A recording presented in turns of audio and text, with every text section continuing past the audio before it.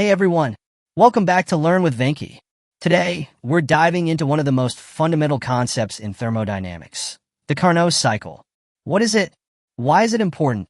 And how does it work? Let's break it down quickly and clearly in just 3 minutes. What is the Carnot Cycle? The Carnot Cycle is a theoretical thermodynamic cycle proposed by Nicolas Léonard Carnot in 1824. It describes the most efficient way to convert heat into work, or vice versa. Think of it as the gold standard for heat engines. Now, the Carnot cycle has 4 processes. Let's break it down step by step. Here's how the Carnot cycle works, using a gas in a piston cylinder system. Process A to B, isothermal expansion, heat addition. The gas starts at point A, at a high temperature. It absorbs heat from the high-temperature reservoir and expands isothermally, meaning the temperature stays constant.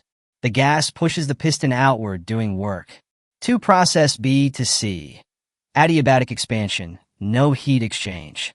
From point B to C, the gas continues to expand, but this time there's no heat exchange with the surroundings.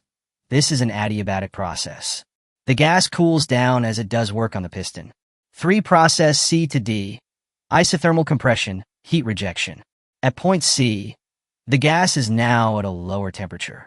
From C to D, the gas is compressed isothermally while releasing heat to the low-temperature reservoir. The temperature remains constant during this process. 4. Process D to A. Adiabatic compression, no heat exchange. Finally, from point D to A, the gas is compressed further without exchanging heat. This is another adiabatic process. The temperature rises, and the gas returns to its original state, completing the cycle.